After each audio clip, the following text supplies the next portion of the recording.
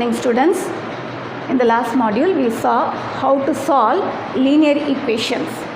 In this module, we will see how to solve some word problems based on linear equations.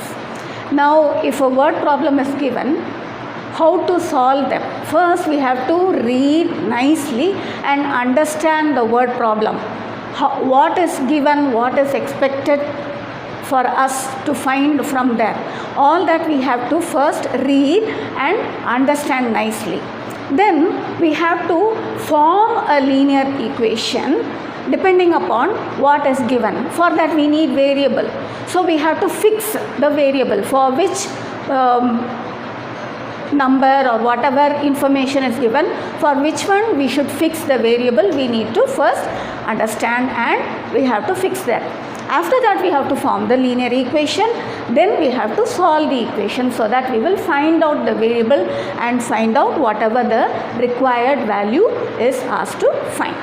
So we will go to exercise 9.2. You can see the third sum. Let me read the sum for you first. A number is as much greater than 15 as it is less than 51. Find the number.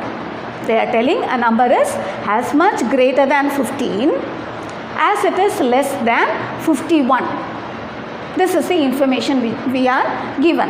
Find the number. So we will keep the number to be x. So we have taken let the number be equal to x.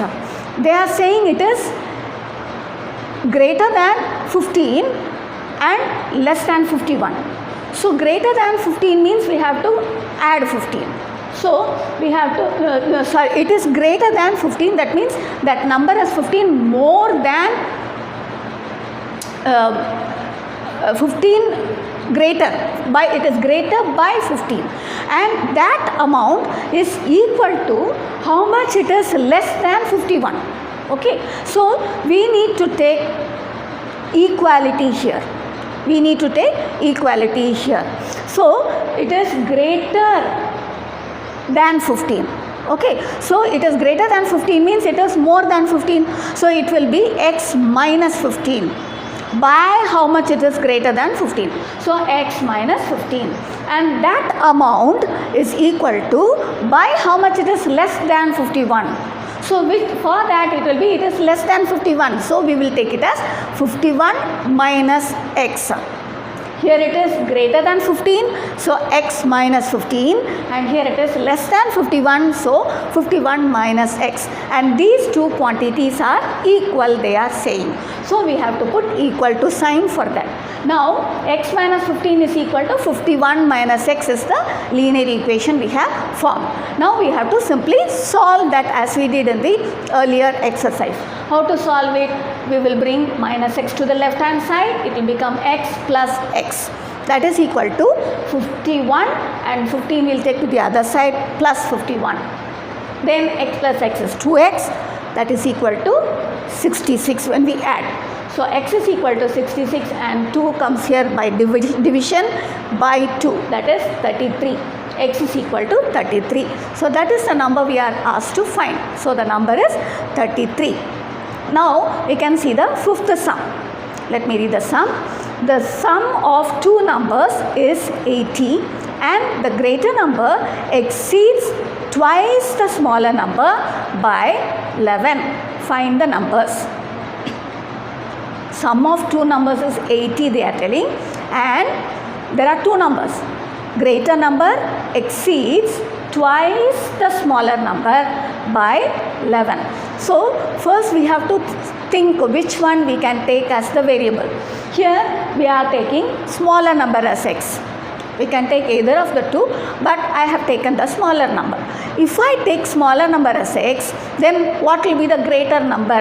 According to the information given, we are told the sum of the two numbers is 80. So the other number will be naturally 80 minus x. Suppose I say one number is 5, and suppose I say the sum of two numbers is 8.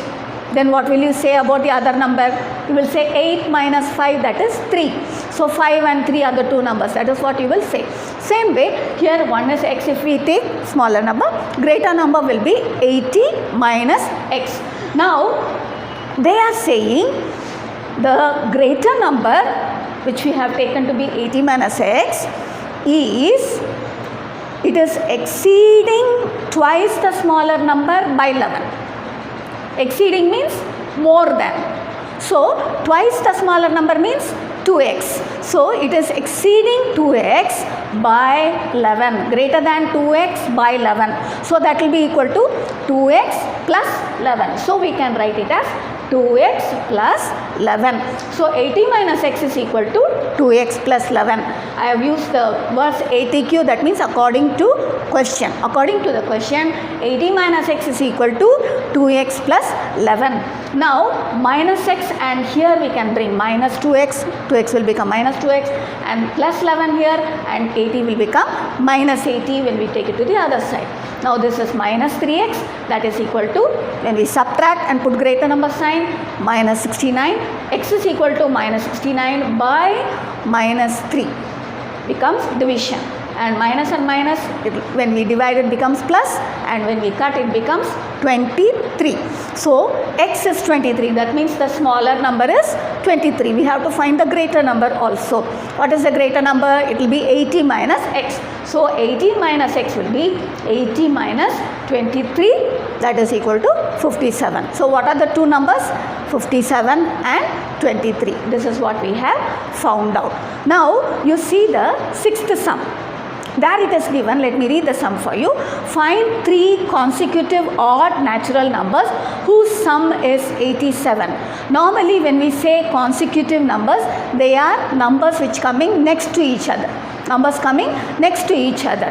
Suppose we take ordinary consecutive numbers, it will be x, next number will be x plus 1, next number will be x plus 2, like that. Now if they are either given as odd or even, then the difference between those two numbers will be 2. So they will differ by 2. So we have to take first number, if we take x, then the next number will be x plus 2. Then the next number will be x plus 4. So when we have odd numbers or even numbers, when we are given like that, then we have to take them to be x, x plus 2, x plus 4, like that. So you can take like that and you can solve the sum by yourself. You can see the 8th sum now. Here it is given, a chair costs rupees 250 and a table costs rupees 400. If a housewife purchases a certain number of chairs and 2 tables for rupees 2800, find the number of chairs she purchased. We are asked to find the number of chairs that a person has bought, and we are given the cost of 1 chair and 1 table, and we are not given the number of chairs purchased, but we are given the number of tables purchased. So what should we keep as the variable? You yourself can think. You can keep the variable as the number of chairs. So number of chairs you can keep as x, then you can do the sum. So I think you will be able to do the sum by yourself. You have to multiply number of chairs with the cost of each chair. Same way, number of tables with the cost of each table, then we have to add. That will be the total cost. So that you can do by yourself. And 9th sum also clue is given for you. I think it will be easy for you. Now you can see the 10th sum. Let me read the sum. Hina has only rupees 2 and rupees 5 coins in her purse. If in all she has 80 coins in her purse amounting to rupees 232, find the number of rupee 5 coins. Now we have coins for 2 rupees, 5 rupees, all that. Na? So this here it is given. There are 2 rupee coins and 5 rupee coins. Only this denomination of coins are there in the purse. And how many coins totally are there? There are 80 coins. So the total number of coins is 80. And 2 rupee coins are also there, 5 rupee coins are also there. Then the total amount, that is the total money, if we add all the coins, how much is there, that amount is also given. Now we can take either 2 rupee coins or 5 rupee coins as x. Any one of that we can take. So I have taken the number of 5 rupee coins as x. So let the number of 5 rupee coins be equal to x. Then what will be the number of 2 rupee coins? 80 minus x, because the total number of coins was 80. So the number of 2 rupee coins will be equal to 80 minus x. Now according to the question, what is the other information given? Total amount of money is 232. So for that, what should we do? Number of coins of 5 rupees we have to multiply with 5, and number of coins of 2 rupees we have to multiply with 2. So we have multiplied x with 5. We get 5x. That is the total amount which will be got when we add all the 5 rupee coins. When we add all the 5 rupee coins, we will get 5x. Same way, when we add all the 2 rupee coins, how much will be the amount? 2 into 80 minus x, because that is the number of 2 rupee coins. So 2 into 80 minus x. Now we are given that the total amount of money in the purse is rupees 232. So when we add 5x plus 2 into 80 minus x, we will get 232. This is the linear equation we have formed. Now we have to solve it. How to solve? We can open the bracket first. 5x plus 2 into 8 is 160 minus 2x, that is equal to 232. And 5x minus 2x is equal to 232. We will bring 160 to the other side, minus 160. So this is 3x, that is equal to 72. X will be equal to 72. Divide by 3, you get 24. Now this will be the value for x, which is number of 5 rupee coins. That is what we are asked to find in the question. We are asked to find number of 5 rupee coins. So that we have got. Now you can see the 12th question.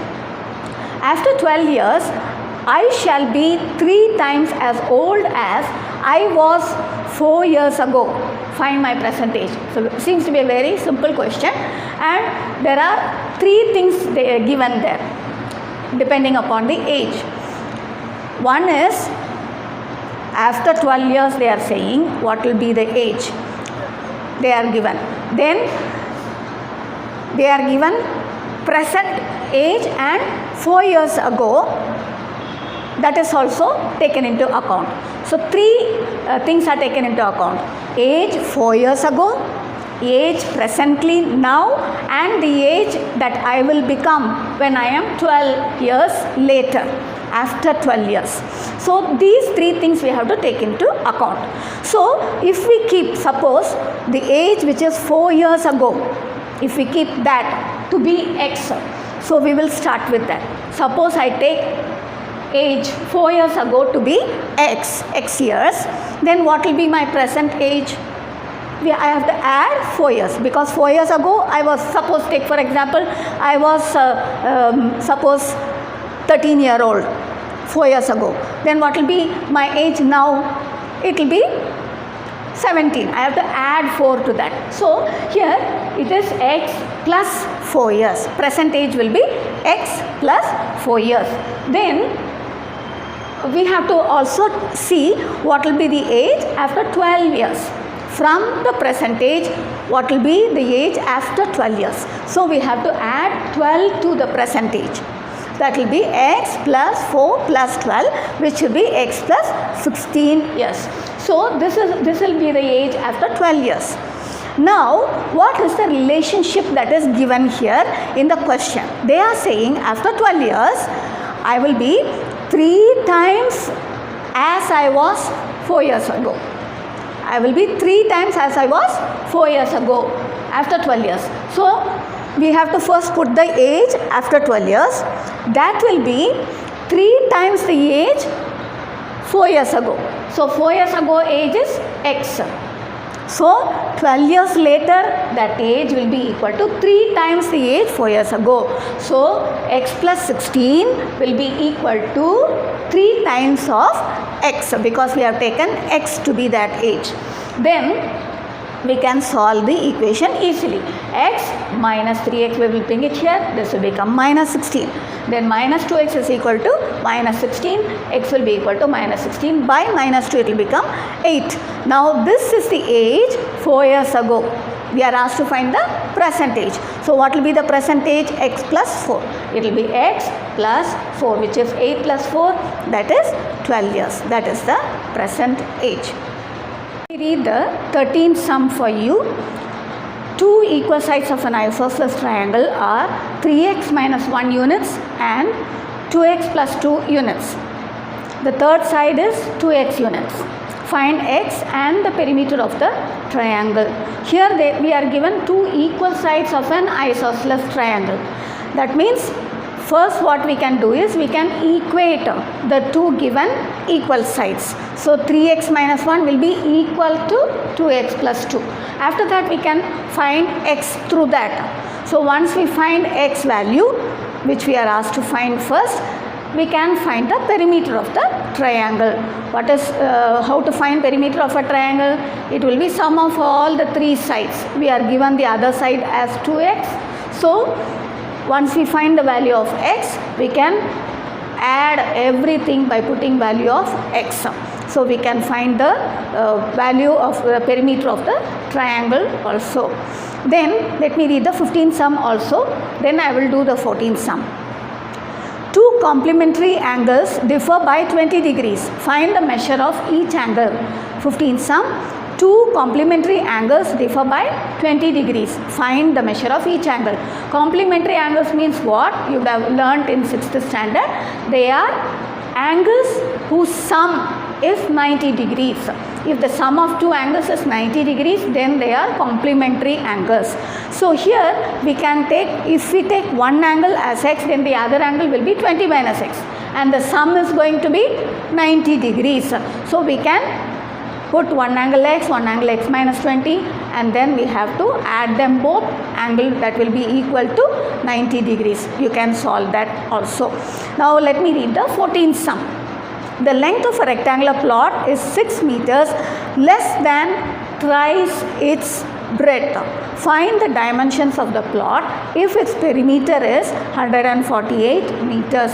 Here the length and breadth are also not given, but there is the relationship between length and breadth is given, and the perimeter of the plot is also given. So we can take any one of that to be x. So if we take the length, suppose we take the breadth of the plot to be x meters. If we take the breadth of the plot to be x meters, then we are given what is the length. Length is thrice the breadth, and it is how much less than that? 6 meters less than that.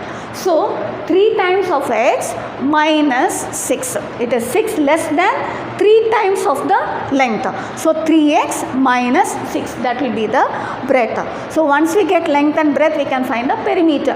We are given perimeter to be, according to the question, it is 148 meters. So with that we can put the formula for perimeter. What is the perimeter of a rectangle? 2 into length plus breadth. So 2 into, I have put here outside the bracket, length is x plus breadth is 3x minus 6. Then when we multiply, before multiplying here, we will take 2 to the other side. That will make it simpler. When we take 2 to the other side, it will become 148 divided by 2. Then this side what will happen? X plus 3x minus 6 will remain, and x plus 3x we can put together as 4x. 4x minus 6 is equal to 74, and 4x is equal to 74, and x taken to the other side will become added, 74 plus 6, which will be 80 on the right side and 4x on the left side. So x will be equal to 80 divided by 4, that is equal to 20. We get the breadth value to be 20. So breadth is 20 meters. We have to find the length now. So how to find the length? It is 3x minus 6. So putting value for x as 20, we can find the value for breadth.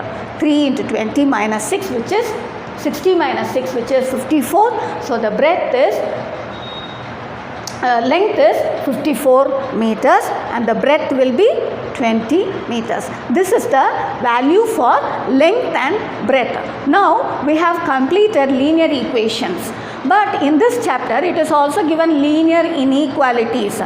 Right from the beginning I did not mention anything about linear inequalities. You would have noted that. Why? Because in this renewed syllabus we are not including linear inequalities for this year, so that we have deleted that portion of this chapter. So linear inequalities is not included for you this year. We will do it next year, so that you need not worry about that now. With this we are finishing algebra and we will carry on with the next chapters in the next module. Thank you.